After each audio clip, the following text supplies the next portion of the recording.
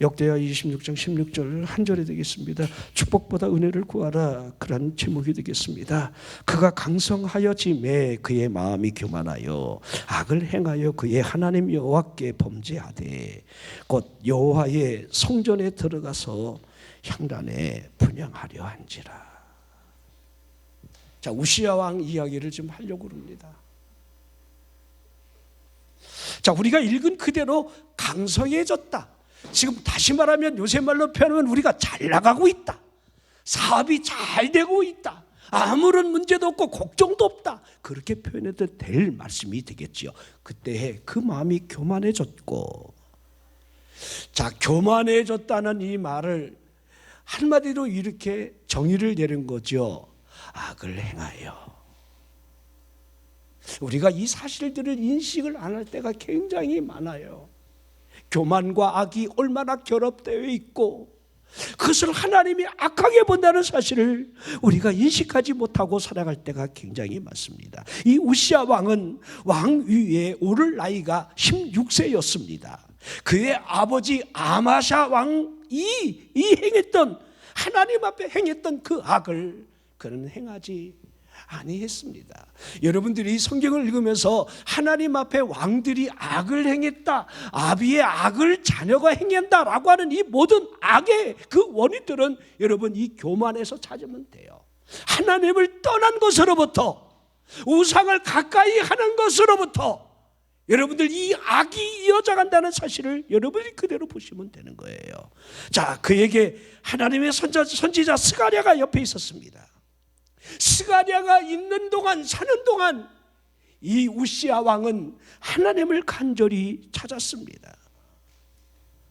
하나님을 찾는 동안에 그가 형통했다는 사실을 이렇게 표현하고 있는 거지요. 자, 그의 주변에 그 강성해진 이 모습들이 암몬으로부터 조공을 받고 주변의 강대국인 이 블레셋을 여러분 치게 되는 일들이 일어나는 거지요. 난 여러분들이 하나님 앞에 정말 복된 사람들이 됐으면 좋겠습니다. 하나님을 찾는 동안, 하나님 앞에 기도하는 동안 하나님이 어떻게 역사하시는지를. 우리 여기 차권사님도 와 계시지만 우리 차권사님은 내가 지금까지 기도해서 하나님의 응답을 안 받은 것이 없다. 하나님이 내가 기도한 대로 다 하나님이 응답해 주셨다. 그거를 깨기 위해서 저 입술로부터 나오는 고백들을 들어보십시오. 밥을 먹었던 날보다 안 먹었던 날들이 더 많았고, 하나님을 향하여 이와 같은 문제들이 풀어지고 해결되기를 위해서 얼마나 몸부림치는 그 날들을 보내는지를 우리는 들을 수가 있는 겁니다. 자, 강성의 짐에 따라 교만과 악이 여러분 겹쳐지고 있는 것을 보십시오.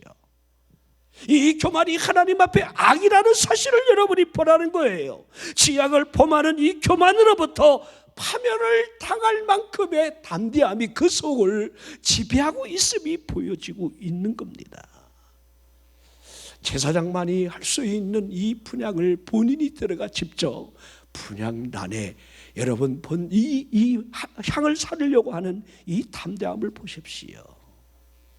우리가 잘 아는 사울 왕이 전쟁을 앞두고 정해진 시간에 여러분 사무엘 선지자가 오지 아니했을 때 여러분 백성들이 흩어지고 군인들이 통회함으로 말미암아 그 마음이 얼마나 조급했던지 본인 스스로가 하나님 앞에 여러분 번제를 드렸다는 거 우리는 잘 알고 있지요. 사무엘이 그를 향하여 뭐라 책망했습니까? 여호와께 악을 행하여. 이 일이 없었다라고 한다면 당신의 왕위가 견고해졌을 텐데, 이 일들이 우리에게 얼마든지 일어나는 거예요. 물론 여러분들 이와 같은 사실을 하나님을 향한 열정이 넘쳤다 이렇게 우리는 이해할 수 있겠지만은, 그러나 본문에 보니까 대제사장 아사랴가 또한 제사장 80명이 그를 향해 멈추라고 제지를 했음에도 불구하고, 자, 이제 왕과 제사장이 충돌을 합니다. 충돌하는 그 순간에 스가랴가 있을 동안에 스가랴의 말을 귀담아 듣던 이 왕이 얼마나 교만이 여러분들 승천에 있는지 제사장을 향하여 화를 내는 그 순간을 우리는 볼 수가 있는 겁니다. 역대하 26장 19절을 보면 우시야가 손으로 향로를 잡고 분향하려 하다가 화를 내니, 그가 제사장에게 화를 낼 때에 여호와의 전 안 향단 곁 제사장 앞에서 그의 이마에 나병이 생겼다. 나병 아시죠? 분등병이 그냥 확 눈으로 보일 만큼 즉각 이루어졌다는 사실을 순식간에 일어나는 거지요. 우시야가 교만해지고 싶어도 그 교만이 얼마 오래가지 않는다는 사실을 우리에게 보여주고 있습니다. 여러분, 교만은 멈춰줘야 하는 거예요. 내가 하고 싶어도 여러분, 하나님이 멈춰 세울 수 있다는 사실을 우리는 알아야 돼요. 사망은 교만을 멈추게 할 겁니다. 나인성 가부의 아들이 상여에 매어진 채로 사망이 그 위에 춤을 추지 않았겠습니까? 그때 예수님을 만난 이 사망이 그분의 손가락 하나에 의해서 멈춰졌다는 사실을 여러분들 기억해 보십시오. 오늘 여러분들이 교만과 이 겸손에 대한 이야기를 계속 교차해서 여러분이 생각해내야 돼요. 제가 그렇게 제목을 축복보다 은혜를 구하라, 축복보다 은혜를 구하라. 베드로전서 5장 5절 젊은 자들아 위와 같이 장로들에게 순종하라. 다 서로 겸손으로 허리를 동이라. 하나님이 교만한 자를 대적한다. 겸손한 자들에게 하나님이 은혜를 준다. 우리가 구해야 할 것이 하나님의 축복이 아니라 왜 겸손인지를 우리들이, 여러분들이 깊이 인식을 해야 한다는 거예요. 야고보 사도가 세상과 벗된다는 것이 하나님과 원수가 된다는 사실을 쭉 열거해 나갑니다. 세상과 벗삼으며 하나님과 원수를 맺지 말라 하면서 이걸 잘 알아야 한다는 겁니다. 이걸 알라고 한 거예요. 하나님의 성령이 시기할까지 우리를 사모한다는 말씀을 헛된 걸로 여기지 말라는 거예요. 자, 왜 이 말씀하고 여러분 연결이 되는지를 잘 보십시오. 그러면서 더 큰 은혜를 너에게 줄 것이다. 그러면서 야고보 4장 6절로 이어지는 거예요. 자, 하나님이 교만한 자를 물리치신다는 거예요. 세상과 벗됨으로 인하여 하나님을 멀리하는 그 심령 속에 있게 되는 가장 큰 죄악이 교만이라는 거, 이걸 우리에게 쭉 보여주고 있습니다. 그러면서 이렇게 하라는 그 방법을 쭉 제시를 해 나가고 있습니다. 그러기에 제일 먼저가 하나님께 복종해야 한다는 거예요. 하나님께 복종하라. 겸손한 사람이 되려 한다면 하나님께 복종하라. 마귀가 보이느냐? 마귀는 대적할 상대임을 우리에게 보여주는 거예요. 그리고 하나님을 가까이 하라는 거예요. 하나님을 가까이 하는 가장 큰 핵심은 그리기에 성결에 있습니다. 요한일서 1장에도 설명하는 이 모습을 보십시오. 우리가 이 글을 쓰는 이유를 예수 그리스도와의 사귐을 연결하기 위함이다. 우리가 그분과의 사귐이 있노라는 이 사귐 속에 있는 사귐의 핵심을 보십시오. 하나님은 어둠이 아니라는 거예요. 하나님은 빛이라는 거예요. 우리가 어둠에 있으면서 여러분, 그 아들 예수의 피가 연결되어 있다, 그렇게 말하지 말라는 거예요. 우리가 여러분들 죄를 안 짓고 살 수는 없습니다. 그러기에 만일 우리가 우리 죄를 자백하며 자백한다라고 하는 이 사죄의 은총을 우리에게 요한일서 1장 9절에 주고 있는 거지요. 자, 여러분, 우리가 그러기에 여러분들 이 모든 모습들을 좀 보십시오. 이 성결이 얼마나 중요한지를, 하나님과 가까이 할 수 있는 가장 유일한 길이 성결이라는 거. 성결. 그러기에 세 번째가 주 앞에서 낮추라. 겸손입니다. 교만하기는 저절로 되는 것 같은데 겸손은 결코 저절로 되지가 않습니다. 교만이 마음속 깊은 곳으로부터 솟구쳐 샘물처럼 오르는 모습을 우리에게 하고 있습니다. 타락한 영혼이 육체를 지배하고 있는 그 마음속에 교만이 들어있다는 사실을 우리는 깊이 알고 있어야 돼요. 우리 마음속 깊은 곳에 교만이 자리 잡고 있습니다. 교만은 마치 잡초와 같습니다. 제거하기가 어렵다는 거예요. 교만은 마치 먼지와 같습니다. 쉽게 약한 바람에도 그 먼지가 이리저리 어디든지 날아다니며 어디든지 내려앉을 수 있다는 사실이 교만 안에서 우리는 찾아볼 수가 있습니다. 교만은 괴물과 같습니다. 죽이고 또 죽이려고 해도 죽여지지 않는, 교만은 카멜레온과도 같습니다. 어쩜 그렇게 색깔을 바뀌면서 적응을 잘하는지, 교만이 아닌 것처럼. 그러게 우리가 에덴 동산을 봐야 합니다. 에덴 동산에서 여러분, 그 뱀이 인간을 어떻게 교만하게 이끌어가는지를 우리는 보라는 겁니다. 인간의 마음속에 하나님처럼 되라고 하는 것을 받아들일 때에 여러분, 그 정체가 무엇인지를 우리는 알라는 거예요. 그 정체가 무엇으로부터 이와 같은 일이 결과론적으로 여러분 드러나는 것을 좀 보라는 겁니다. 사탄의 정체를 보십시오. 사탄이 무엇입니까? 하나님처럼 높아지려 했던 이 교만한 천사를 사탄이라고 우리가 하고 있는 겁니다.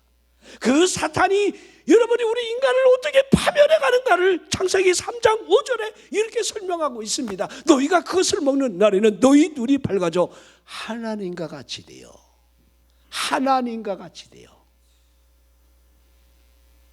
자, 이것이 초점이라는 거지요. 사탄이 우리 인간을 향하여 네가 하나님처럼 높아지라는 거예요. 이 여자를 설득하는 이 사탄의 이 내용을 잘 보십시오. 하나님이 인간이 위대해지는 것을 경계하고 있다는 사실을 지금 부추기고 있습니다. 교만한 마음을 심어주면서 사람을 어떻게 무너뜨리고 있는지를 그대로 에덴 동산에서 우리에게 보여주고 있습니다. 이와 같은 일들이 우리 주변에도 우리에게 얼마든지 일어나고 있다는 거예요. 여러분, 우리 안에 교만이 들어올 때 무슨 일이 일어나겠습니까?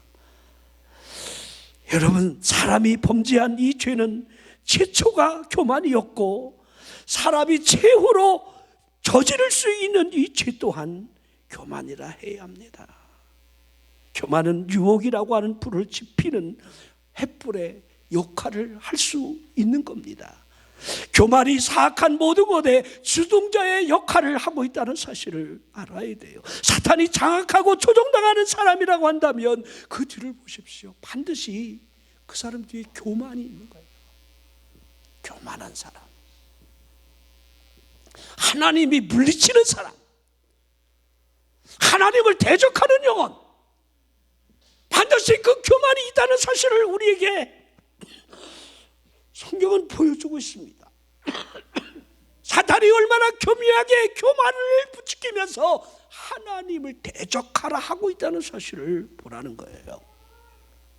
자, 그러면서 창세기 4장 넘어가면서 여러분 3장과 4장이 뭐 다른 게 없어요. 인류 최초의 살인자 이 가인을 통해서 우리는 잘 볼 수가 있는 겁니다. 하나님이 가인과 그의 재물을 받지 아니함으로 말미암아 그의 모습이 여러분 어떻게 변하는가를 여러분 우리 성경은 창세기 4장 5절에 잘 기록을 하고 있는 거죠. 가인과 그의 재물은 받지 아니하신지라 가인이 몹시 분하여 안색이 변했다.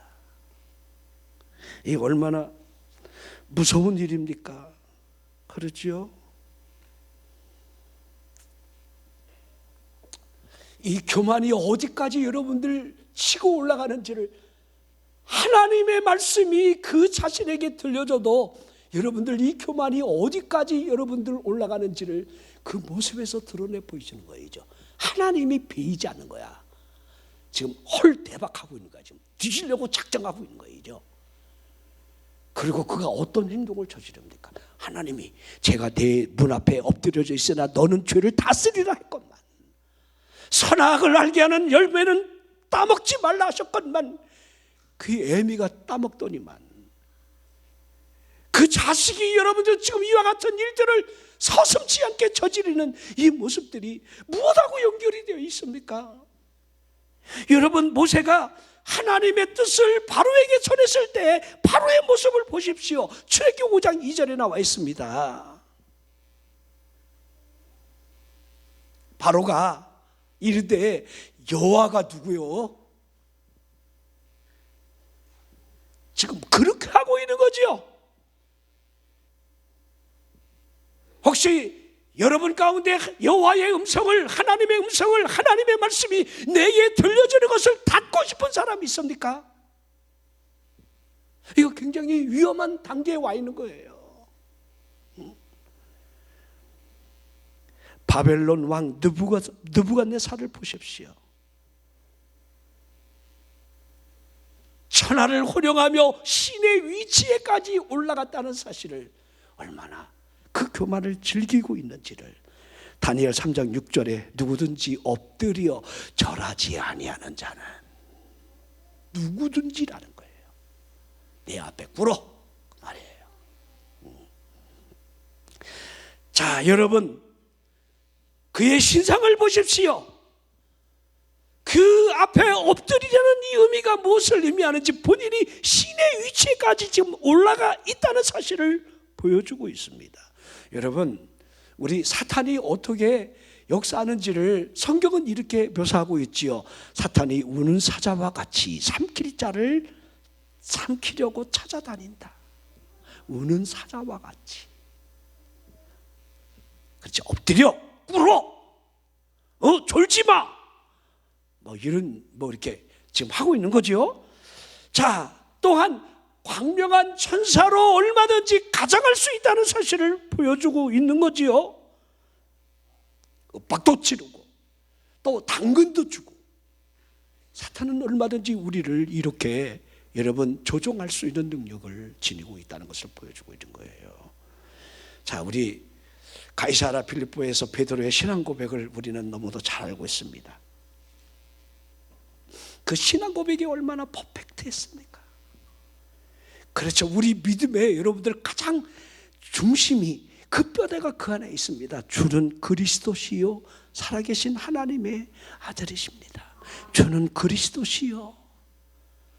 그렇게 의심 많은 도마가 부활한 주님을 만났을 때에 나의 주 하나님이라고, 나의 주요, 나의 하나님이십니다. 같은 고백이지요. 그 일로 말미암아 우리 예수님이 얼마나 흡족하셨으면 내 이름이 이제는 반석이다, 베드로다, 그 이름 위에 내 교회를 세울 것을 설명하면서 음부의 권세가 이기지 못하리라 하셨고, 그리고 그에게 천국 열쇠를 준다, 이렇게 하셨습니다. 자, 그러면서 이때로부터 우리 예수님께서 자기가 예루살렘에 올라가 장로들과 대제사장들과 서기관들에게 많은 고난을 받고 죽임을 당하고 제3일에 살아나야 할 것을 제자들에게 비로소 나타나셨다, 그렇게 하고, 비로소 이 신앙 고백 위에 우리 예수님이 오시는 그 목적들을, 행하실 일들을 비로소 자세하게 풀어서 설명하는 거예요. 그때 여러분들 베드로가 어떻게 했는지 아시죠? 듣자마자 예수님을 붙잡고 항변했습니다. 주여, 그리 마옵소서, 그 일이 주께 결코 미치지 않을 것입니다. 다시 말할까요? 거세게 여러분들 자기 주장을 뭐라고 지금 펼치고 있는 겁니까? 우리가 있지 않습니까? 내가 있지 않습니까? 내가 그리 두게 할 것 같습니까? 예수님을 그 누가 십자가에 매달아 죽일 수가 있겠습니까? 우리가 있지 않습니까? 지금 거세게 지금 여러분들 항변을 하고 있는 겁니다. 그때 예수님 뭘 하셨습니까? 사단아, 내 뒤로 물러가라. 분명히 그 말씀을 하셨습니다. 분명 베드로의 말은 예수님을 위하는 말들이에요. 예수님을 위해서, 내가 주를 위해서 무언가 할 수 있다라고 하는 이 자신감의 표현이 그 안에 녹아져 있는데, 우리 예수님은 그의 말을 듣자마자 사탄아 물러가라. 이 말의 의미가 무엇입니까? 여러분들, 그 뒤에 그의 말 속에 사탄이 섞여 있다는 사실을 우리에게 보여주고 있는 겁니다. 죄송하지만 우리가 하는 말들, 여러분들 사탄이 뒤섞여 있을 수도 있다는 사실을 좀 인식을 좀 많이 했으면 좋겠어요. 자, 베드로가 어떠한 각오를 했는지를 우리가 느낌이라도 안다면 우리가 그렇게까지 여러분들 결코 할 수 있었을까? 다른 사람은 다 몰라도 나만큼은 주를 버리지 않겠습니다. 그 말을 좀 보십시오. 내가 주와 함께 오게도 가고 또한 죽는 데에도 따라갈 것을 나는 각오했습니다. 이 말들이 여러분들 거짓을 포장하고 있는 이 거짓된 교만, 이 교만을 우리는 볼 수 있어야 한다는 거예요. 그의 하는 말에 여러분 거짓이 섞여 있었겠습니까? 그의 입으로부터 주가 그리스도라는 사실을 살아계신 하나님의 아들이시라고 하는 신앙의 절정에 올라 있을 때에 그의 말이, 그의 각오가 결코 거짓이었겠느냐 이 말입니다. 결코 아닐 겁니다. 우리 예수님이 뭐라 하셨습니까? 너는 나를 넘어지게 하는 자로다. 그렇게 하시면서 핵심된 말씀이 이 말씀이에요. 내가 하나님의 일을 생각하지 아니하고 사람의 일을 도리어 생각하고 있다. 그 말이 우리 예수님이 여러분들 던져주고 있는 핵심의 말씀이에요. 하나님의 일. 우리는 우리 믿음의 초점이 하나님의 일에 맞춰져 있어야 돼요. 하나님의 일. 우리 오병이어 우리 사건이 요한복음 6장에 자세하게 기록이 되어 있죠. 그 사건 이후에 여러분 표적을 본 까닭이 아니라 떡을 먹고 배부른 까닭에 우리 예수님이 어디 가셨지? 예수님을 찾으려고 많은 무리들이 이곳으로 저곳으로 막 찾아다니는 그 모습을 여러분들 보여주고 있습니다. 그때 우리 예수님이 썩을 양식을 위해서 일하지 말고 영생하도록 있을 양식을 위해서 하라 그랬지요. 이 양식을 인자가 너희에게 줄 것인데 인자는 아버지 하나님께 인치신 자라, 이렇게 말씀을 하셨지요. 영생을 위한 양식을 인자가 줬다. 이 말의 의미가 무엇입니까? 본인이 여러분들 희생제물로서 어린 양이라는 사실을 그들에게 그대로 보여주고 있는 거잖아요. 자신을 왜 산떡이라 했습니까? 이 떡을 먹는 자는 영생하리라라고 하는 이 의미를 여러분들이 모르는 바가 아닐 겁니다. 그때 제자들이 하는 말이 우리가 어떻게 하여야 하나님의 일을 하겠습니까? 할 때에 요한복음 6장 29절 이렇게 말씀하셨죠. 하나님께서 보내신 일을 믿는 것이 하나님의 일이니라. 한번 여러분 이 말씀을 쉽게라도 한번 이해해 보십시오. 믿는 것이 하나님의 일이라는 거. 그럼 하나님의 의도를 보십시오. 자, 이처럼 사랑하심의 의도가 어디 있는지, 그의 아들을 이 땅에 보내신 그 이유가 무엇인지를, 그 아들이 엘리엘리라마 사박다니 하는 그 골고다 그 십자가의 현장에서 그 목소리를 외면하고 듣지 않으시는 그 사랑을 에베소서 2장 전장에 설명하고 있는 본질상 진노의 자녀임을 우리에게 여러분 설명하면서 이것으로부터 구원받은 우리의 단 하나, 그 크신 은혜, 너희는 그 크신 은혜에 의하여 믿음으로 말미암아 구원을 받았다. 이것은 하나님의 선물이다. 에베소 2장 8절에 이렇게 우리에게 여러분 설명을 하고 있습니다. 하나님의 구원 계획이 어떻게 이루어지고 있는지 이걸 믿으라는 거예요. 믿어라. 난 여러분 믿기를 바랍니다. 우리 제자들을 보면 우리 예수님을 곁에 여러분들 3년만 동안 그 공생애를 따라다니면서 얼마나 자충우돌 하는 그 모습을 보여주고 있는지를, 자, 그러면서 여러분 이스라엘 백성들이 430년 만에 출애굽하는 그 광야의 현장에서 제자들의 모습이 그대로 보여주고 있어요. 그 숱한 기적을 보면서도 그들이 여러분들 믿지 아니하는 모습이 제자들의 모습하고 무엇이 다르겠습니까? 그 가련 유다를 여러분 어떻게 여러분 설명해야 하겠습니까? 광야의 현장에 수많은 가련 유다들이 여러분들 모세를 대적하고 하나님을 원망하는 죄를 졌다는 사실을 우리에게 여러분들 그대로 보여주고 있습니다. 우리가 이 땅에 사는 동안 먹는 것만큼 여러분 중요한 문제는 물론 없다고 생각이 되어집니다. 지금은 우리가 이렇게 잘 사는 시대에 여러분들 먹는 것만큼은 그래도 걱정 없이 살아가는 시대에 살고 있는데, 지금 이 지구상 도처에 당장 먹을 것이 없는 사람들,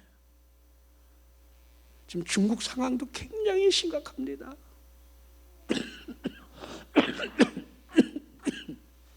여러분, 이란 상황은 그 상인들이 여러분들 먹고 살기 힘들어서 여러분 그 폭동들이 출발점에 서 있잖아요. 에르도안이 독재하고 있는 이 터키의 상황도 심각한 상황이 있습니다. 이 먹는 문제, 저 북녘 땅에 우리 동포들은 어떠하겠습니까? 굶어서 죽는다는 것을 여러분 상상이나 하겠습니까? 한번 옆 사람 얼굴을 보십시오. 굶어 죽을 얼굴인가? 지금 다이어트 해야 할 얼굴들을 지금 다 하고 있는 거예요. 이렇게 하나님이 우리에게 복을 주셨는데, 이 복에 대한 의미를 우리가 인식을 참 하지 못할 때가 너무도 많다는 겁니다. 자, 그런 의미에서 16세의 왕이 된 이 우시야 왕을 보십시오. 스가랴 선지자가 있는 동안에 하나님의 말씀을 잘 따랐다는 것, 하나님을 찾았다는 사실, 이게 우리에게 무엇을 교훈하고 있습니까? 여러분, 주의 종이 여러분에게 가까이 있을 때 그 말씀을 경청해 들으시기를 바랍니다. 말씀대로 여러분들 하나님을 찾기를 바랍니다. 하나님의 역사가 우리 안에 나타날 것을 믿고, 하나님을 찾을 때의 형통함이 우리에게 있다는 사실을 여러분이 잘 봤으면 좋겠습니다. 자, 그러나 이 형통이 연이어 교만으로 악으로 이어지고 있다는 사실을 우리에게 보게 하고 있습니다. 자신이 중심이 되어 모든 것을 할 수 있을 것이라고 분향단의 자리에 서게 하는 이 교만에 여러분들 경계선이 없다는 사실을 우리에게 보여주고 있습니다. 이걸 여러분들이 보시라는 거예요. 우리 2026년 우리 한 사람도 우리 이와 같은 악을 행하지 않았으면 좋겠습니다. 교만이라고 하는 이 악이 내가 잘 나가더라도, 너무 힘겨워한다 할지라도 그 여러분 자괴감이, 자신을 너무 비하하는 그곳에서 여러분들 하나님을 여러분들 원망하는 그 악이 우리에게 뒤섞여지지 않도록 우리는 조심을 해야 합니다. 자, 우시야 왕 다음이 요담이에요. 아하스, 그리고 우리가 잘 아는 히스기야 왕으로 여러분 이어지고 있습니다. 히스기야 왕은 우리가 잘 아는 왕이지요. 25세의 왕이 되었습니다. 그가 왕이 되어 제일 먼저 해야 했던 일들이 유월절을 지켰고 성전을 청하는 일을 했습니다. 유다 성읍에 남아있는 바알의 주상을, 아세라 목상을 찍어버리고 베냐민, 에브라임, 므낫세, 그 안에 남아있는 모든 산당들을 제거하는 일을 그가 행했습니다. 그때 위기가 또 찾아오죠. 자, 아수르 왕이 산헤립이 유다를 치며 항복할 것을 서신으로 경고를 했을 때에 히스기야가 무리들을 광장에 모은 채로 아수르 왕과 그의 군대를 두려워하지 말라 선포를 합니다. 우리와 함께 하시는 이가 그와 함께한 자보다 많으니라. 마치 어린 다윗이 골리앗을 상대할 때에 그 믿음의 모습을 그대로 보여주고 있습니다. 도단성을 에워싸고 있는 수많은 그 아람 군대보다 천군 천사가 불평가가 더 많이 그들을 포위하고 있다는 사실을 엘리사는 보고 있는 거지요. 자, 그때에 여호와께서 한 천사를 보내어 아수르 진영의 큰 용사나 대장 지휘관들을 멸하게 하셨다 하고 있습니다. 한 천사가. 이게 여러분들 왜 여러분 여호와의 군대, 여호와의 사자들이 이렇게 표현하지 않고 한 천사라고 표현하고 있어요. 천사 하나만 가도 돼요. 우리 야곱을 보면 그 야곱이 여러분들 하나님 앞에 복을 받는 이 과정들을 우리에게 그대로 우리에게 그 발자취를 따라오라고 우리에게 보여주고 있어요. 이러면 되고 저러면 안 된다라고 하는 것들을 보여주고 있어요. 그런데 그 핵심이 여러분 무엇이라는 사실을 우리는 모르는 바가 아닙니다. 하나님이 그와 함께하고 있는 거예요. 하나님이. 자, 우리 붉은 사냥꾼 이 에서와 그의 다른 점을 찾아보세요. 그는 자신에게 주어진 이 장자권을 여러분들 소홀히 여긴 거예요. 그러나 여러분들 이 야곱이 그 장자권의 축복, 하늘의 축복, 하나님의 축복을 자신의 것으로 소유하기 위해서 얼마나 여러분들 몸부림을 치는가를 그에게서 보여주고 있는 거죠. 우리 야복 나루토에서 하나님이 내게 복을 달라 하는 그의 모습을 보십시오. 베델에서 하나님의 복을 구하면서 하나님과 딜을 하는 그의 모습을 보라는 거예요. 하나하나가 20여 년 만에 금이환영하는 그 과정 속에 하나님이 처절하게 어떻게 개입하고 있는지, 그 교활한 외삼촌 라반을 여러분들 하나님이 어떻게 간밤에 주리를 트는지를, 그 위기로부터 건져내는지를, 400명의 군사를 데리고 자신을 맞으러 오는 그 붉은 사냥꾼 이 에사가 너무 두렵고 떨리고 고통스러워하는 그 앞에 창세기 32장 그 말씀이 잠깐 껴있어요. 여러분 그 말씀을 잘 보셔야 돼요. 잠깐 껴있어요. 그 순간에 마하나임 현장을 보여주는 거예요. 여호와의 군대가 지나가는 거예요. 슬쩍 지나가는 거예요. 이거 여러분 어려워요? 힘들 때마다 여기 한 천사만 나와도 끝장나는데 여호와의 군대가 여러분의 삶의 현장에 마하나임의 현장이 된다라고 한다면 하나님이 이곳에 함께하고, 요셉을 볼까요? 요셉이 여러분들 뭐 특별한 게 있습니까? 그가 꿈을 꾸고 그 꿈에 의해서 그의 삶이 어떻게 파노라마가 이어지는지를 그대로 보여주는데 딱 하나입니다. 핵심은 여호와가 요셉과 함께하며, 그거예요. 여러분들이 오늘 기도하면서 하나님이 나와 함께 하셔, 하나님 우리 가정에 함께 하셔, 하나님 우리 자녀들을 붙들고 계셔, 그런 믿음만 있다라고 한다면 그 몸부림치는 그 기도 외면하지 않는다는 거, 외면하지 않는다는 거 여러분 믿으시기를 바랍니다. 제가 한번 그런 얘기 했잖아요. 제가 개척하고 지하실에서 그 권사님 집 나간 아들을 위해서 우리가 일주일 동안 작정기도 하는데 그 일주일 만에 그 아들이 6년 동안 소식도 없고 기별도 없고 명절에도 안 오던 그 아들이 바람 나갖고 자기 부인 버리고 도망간 그 아들이 그 작정기도가 끝나는 그날 그 밤에 대구에서 어디 있는지도 몰랐는데 대구에서 갑자기 마음이 돌아갔고 엄마가 보고 싶고 내 집이 그리워지고 그 아들이 돌아와요. 돌아왔다는 말에 내가 얼마나 회개를 했는지, 돌아온다는 생각도 안 하고 나는 기도했는데 설마 6년 동안 소식도 없고 기별도 없고 어디 있는지도 모르고 지금 뭐냐 여러분 삐삐를 치는 것도 아니고 핸드폰을 하는 것도 완전히 잠수탄 그 아들을 죽었는지 살았는지도 모르는 그 아들이, 우리 권사님의 그 부탁에 의해서 우리 원장이 작정기도 합시다. 정해진 그 12시에 매일 가서 찬송 부르고 기도하고 돌아와 그러는데 나는 돌아오리라는 생각을 좀 명도 안 했는데 돌아와 버렸어요. 나는 그때 알았어요. 이 믿음이 없는 놈아, 내 기도가 얼마나 위선이고 가짜였는지를. 우리가 얼마나 여러분들 이와 같은 행위를 많이 하고 있습니까? 하나님 믿습니다, 막 하나님 믿습니다 하지만은 그 믿는 믿음 안에 우리가 실체를 우리가 여러분들 어떻게 드러내 보이고 있습니까? 자, 여러분 잘 생각해 보십시오. 잘 하나하나 하나님께서 우리들을 어떻게 이끌어 가시는지를. 분명히 믿음의 사람이에요. 하나님의 기적이 그와 함께 있었다는 사실을 히스기야 왕 삶에 그대로 보여주고 있습니다.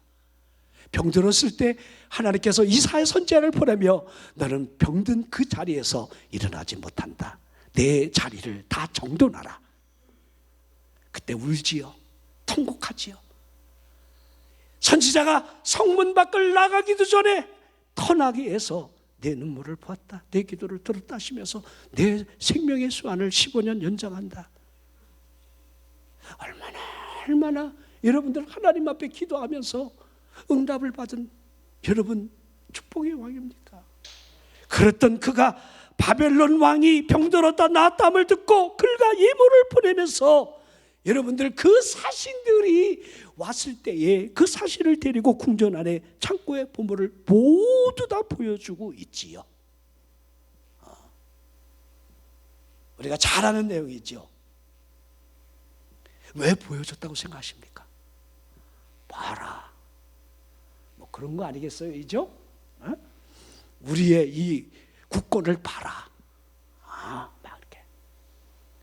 결국에는 여러분들 그 안에 있는 하나님의 성전에 그 귀중한 보물들, 기물들이 여러분 다 느부갓네살 왕에 의해서 다 탈취당하고 그 아들이 벨짓 하다가 죽은 왕이 벨사살 왕 아닙니까?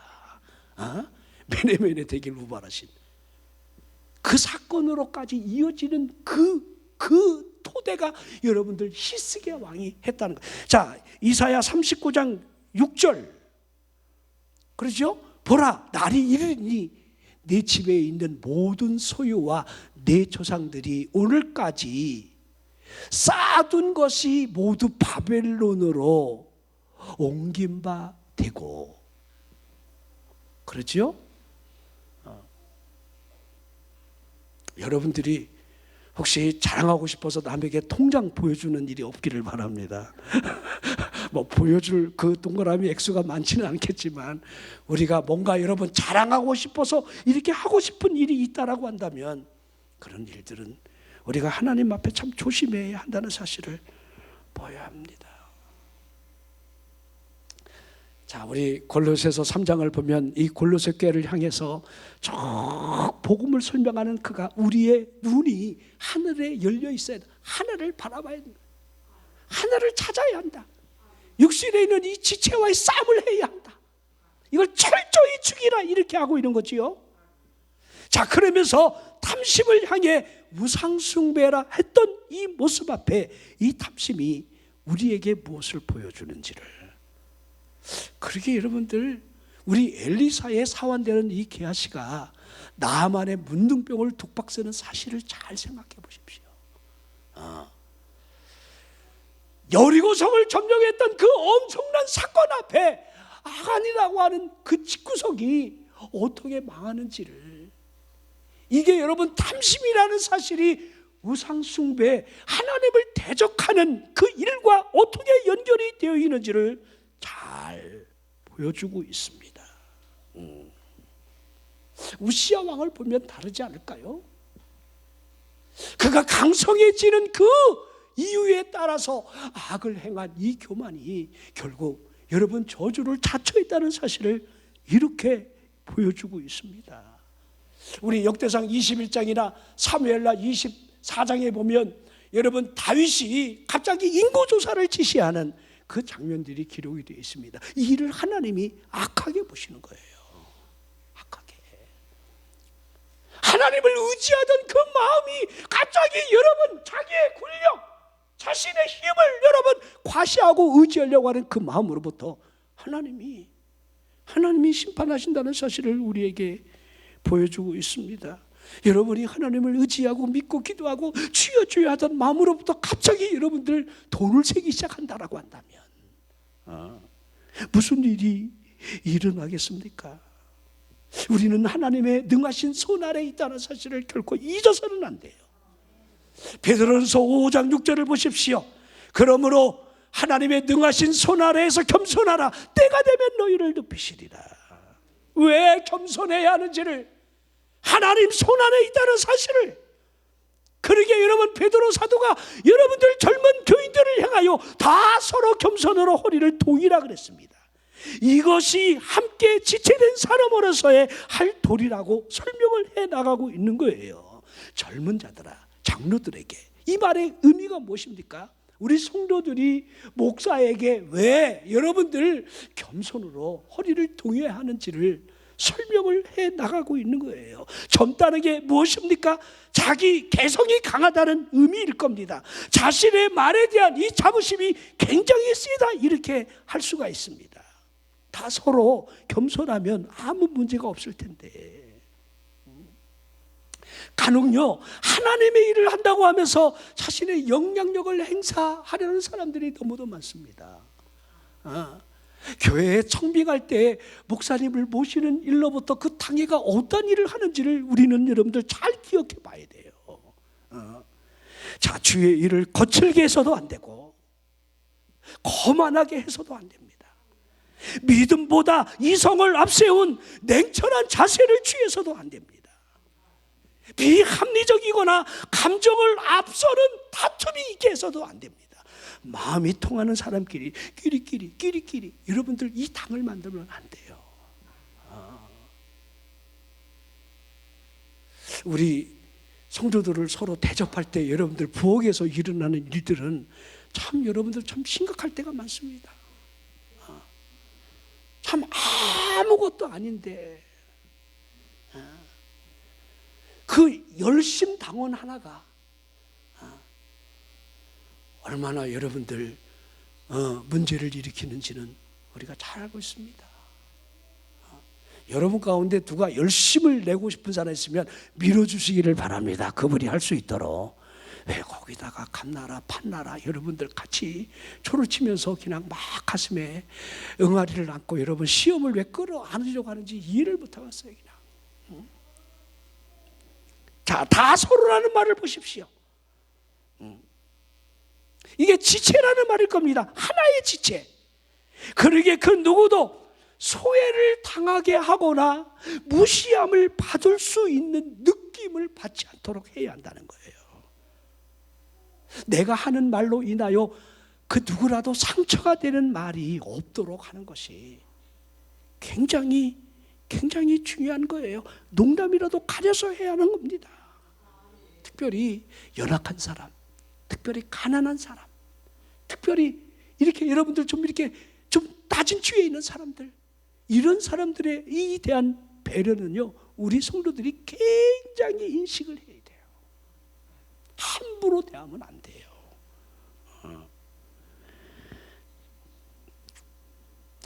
자, 그리고 특별히 가난한 사람에 대한 세심한 배려가 필요합니다. 의견이 다를 때에 결코 얼굴에 안색을 편하게 해서는 안 됩니다. 특별히 자신도 모르는 사이에 목소리가 커지는 일이 없도록 주의해야 합니다. 버럭하는 사람에게 겸손이란 존재하지 않습니다. 나는 원래 그래. 원래는 강원래밖에 없다니까. 나 원래 성품이 그런 얘기 하지 마십시오. 하나님께서 우리에게 여러분 복을 주시는 이유가 어디 있겠습니까? 나는 욥의 믿음도 대단하지만 그러게 욥의 인내를 너희가 보았고, 야고보 5장 여러분들 11절에 설명하고 있는 그 욥의 인내를 보면 우리들이 신앙생활에 무엇이 가장 우선이 되어야 하는가? 인내는 겸손하고 연결이 되어 있습니다. 여러분, 우리 이번 또 명절을 맞이하면 원하든 원하지 않든 여러분 두 눈으로도 우리 친척 가운데 교만한 사람들을 보게 될 겁니다. 교만이 배 밖으로 나와 있는 사람들 많이 있어요. 돈이면 되는 줄 알고 큰 소리 치는 사람들, 그렇죠? 부침개 하나 안 붙이면서 돈봉투 확 집어던지는 그런 예쁜 애들도 있습니다. 막 뒤집어지지요. 그런 거 보지 말고 우리가 겸손으로 기도해주고, 아셨지요? 내가 할 수 있는 거, 겸손에 여러분 우리 믿음에 응답의 답이 있다는 거, 하나님이 겸손한 자들에게 은혜를 주시느니라. 하나님을 대적하기를 원합니까? 교만하십시오. 그러면 끝장나요. 교만은 우리의 여러분 끝장에 여러분 완결편이에요. 그러나 겸손은 하나님의 축복의 통로를 여는 지름길이라는 거. 우리 겸손합시다.